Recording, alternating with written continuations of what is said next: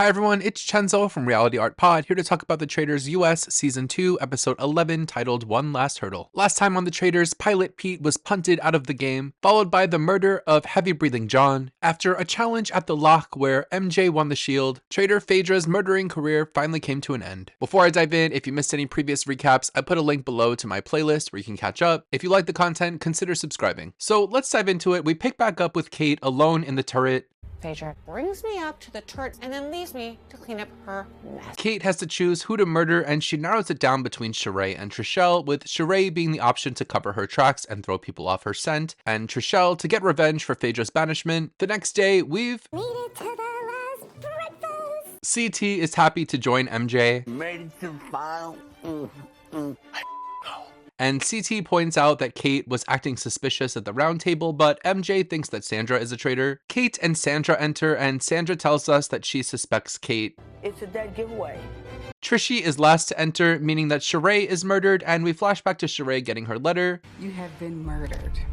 And Sheree tells us that she's sure she's figured it out and Kate is the traitor. So let's talk about Sheree. As an Atlanta Housewives viewer, there were a few points of intrigue here for Sheree. I was never expecting her to be the most over-the-top character because that's not really her. I thought her pre-existing relationship with Phaedra made for an interesting dynamic, and I was counting on her for some one-liners, where she does have one of the most memorable lines from Atlanta, "Who Gon Check Me Boo," but she gets there and she kind of does nothing the whole time. Her relationship with Phaedra prevented her from being murdered, and nobody ever voted to banish her either. They were all obviously very aware that Sheree was not capable of being a traitor. Even here, she gets voted out by Kate, which I did feel was a good move by Kate, but even if Sheree survived this round, I find it hard to believe that the other players would feel like she deserved to get any money at the end of this. In summary, terrible player, don't know why she did this. I hope she made enough money from her appearance fee to pay for her website. The decision to murder Sheree makes MJ even more sure that Sandra is a traitor. The final five cheers, and I have to give my best dressed at breakfast award to MJ for having confidence to wear an off-white sweater dress to a function where there's so much risk of getting a stain. Alan is wearing a blue tartan suit with smart glasses, a blue scarf, and a slick comb over. He has recovered from his fashion fumble last week. He tells them to prepare for their final mission. Around the manor, CT and Sandra meet. Sandra says that Kate was so upset at Phaedra that she even took it out on Sheree, and they recall that Kate called Phaedra selfish at the round table, which is sus to them. Meanwhile, Kate, MJ, and Trishelle connect, and MJ and Kate are stirring the anti-Sandra pot. CT and Trishelle are clearly making the final decision here, and they sync up to agree to banish Kate at the next banishment. Outside, a helicopter picks them up, and this copter is bucking them around in the air and brings them to a cliffside in Port Nocky on the stunning Murray Firth. All they have to do is get to the ship in the water and raise the flag in 60 minutes to win the challenge. Along the way, there are optional missions they can complete to win challenges along the way. They can win a total of $50,000 for the prize pot. They get started and do their first detour, finding a lobster trap with a flag in it. CT finds it. That's gonna be the money shot. They get to the next detour where they have to find rocks. Sandra and Trishy decide to run ahead. As they walk, Trishelle tells Sandra that Kate and MJ are working together against Sandra, and they should work together. Back at the second detour, CT finds an unlabeled number padlock and has to run all the way back to the start alone to get the code. At this point, they have 15 minutes left, and this challenge is a mess. They have to gear up and abseil down from a cliff, and CT and maybe Trishelle are the only two really crushing this. Kate is terrified. I hate this for me. Then they have to swim against the current in a cavern, and this is way more than Sandra was expecting, I'm sure. They get to the ship and have to raise the main flag, which looks heavy, and CT is, as usual, doing most of the work. I may or may not have shit myself. They get it all done somehow and get all $50,000, bringing the total to $208,100. On the car ride home, CT confronts Kate. Are you a traitor? How dare you? That's rude. Why? Back at the house, tomato soup is for dinner. Phaedra loved dinner. CT tells Sandra that Kate and MJ are targeting her, and later Sandra confronts Kate. You brought my name up. I don't think you were a traitor at all.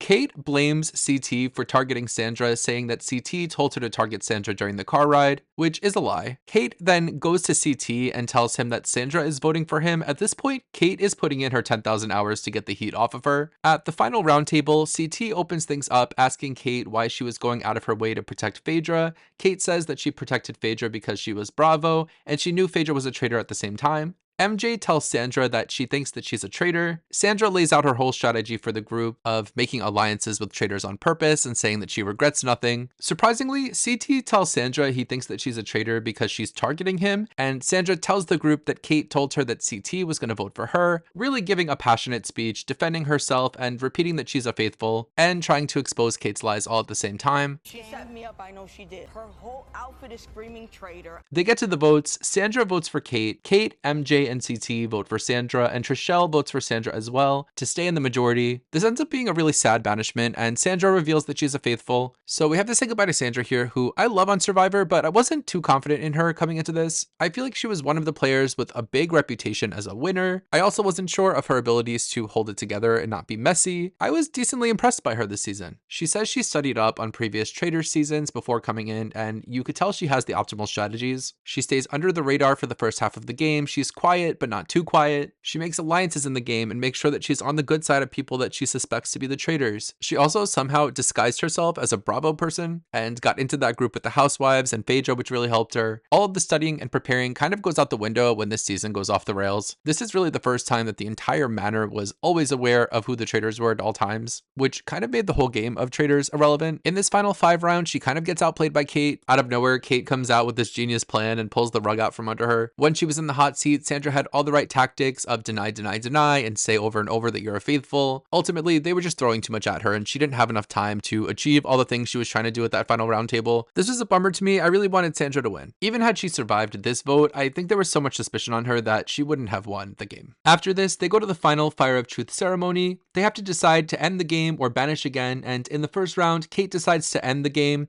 and the other 3 decide to banish again, which makes sense because, as MJ says, Sheree was murdered, so there's obviously still a traitor in the game. It makes no sense for Kate to decide to share here, other than her being a traitor and wanting the game to be over. So Kate votes for Trishelle, but the other 3 vote for Kate. Kate reveals to them all that she's a traitor, and Kate seems to be relieved and says she never wanted to be a traitor, so she's happy for the rest of them. We have to say goodbye to Kate here, who I was really excited to come back. I loved her last season. I thought she was so dynamic, but maybe it was the fact that she came halfway through. It just didn't seem like she was connecting and fitting into this cast. For the future, I wouldn't mind seeing returning players, but throwing them into the mix in the middle of the game seems weird to me. Kate delivered, of course, with giving great confessionals and one-liners during Roundtable. When she gets recruited, her whole mood changes. You could tell she really did not want to be a traitor. Once she's really unhappy, the one-liners kind of slow down. She really does play an impressive round of gameplay in the final 5 round though, fully spinning a web of lies with CT and Sandra that successfully gets CT to turn on Sandra, which should be a feather in her cap, but it doesn't seem like she was very proud of it. And in part, I think she threw in the towel here out of guilt. So the final 3 are MJ, Trishelle, and CT, and they have to vote again.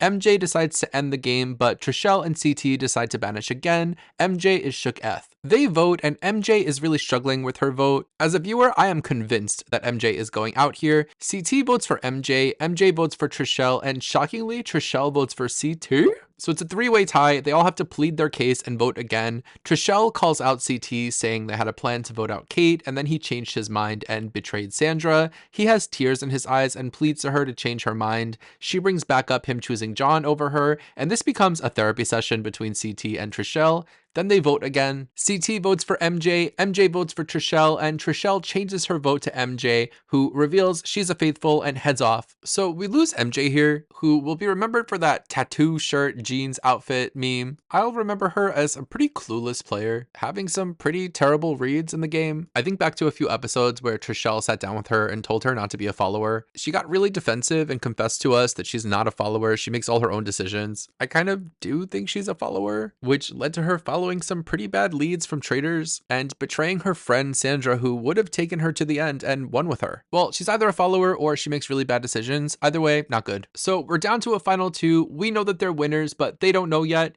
CT reveals he's a faithful, and Trishy does too. Faithful. I'm a faithful, obviously.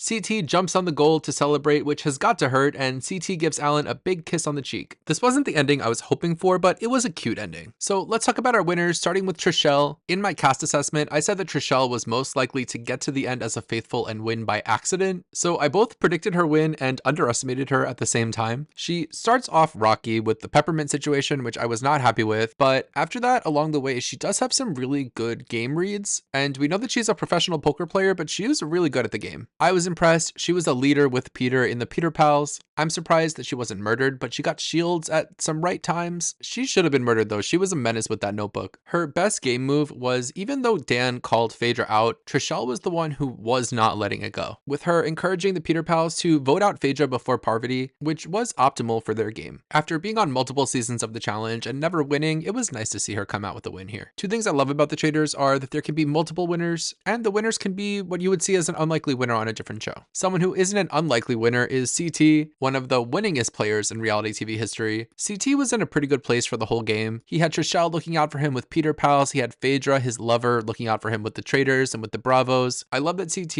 isn't afraid to be silly. He made a lot of really funny moments, like when he dressed in the suit of armor and said he found a shield. His reads in the game weren't always the best, but they could never vote him out or murder him because they needed him to win money in the challenges. His messy gameplay almost caught up to him in the end, with Trishelle voting to banish him, citing his just messy moves as reasons, but he gives a really honest plea, and it's nice to see these two coming out as the final two because we had a little bit of foreshadowing throughout the season about the two of them. So there's some closure there, and that always feels good. Overall, this season of The Traitors was one of the best seasons of reality TV I've ever watched, and that's all I have to say about this finale. Let me know in the comments, what did you think? I'm also going to review the reunion. I'll do that over the weekend. Subscribe so you don't miss it, and I just want to thank all of you, anyone who's watched all these videos throughout this season. It's been really fun covering this. So thanks, and I'll see you next time. Bye!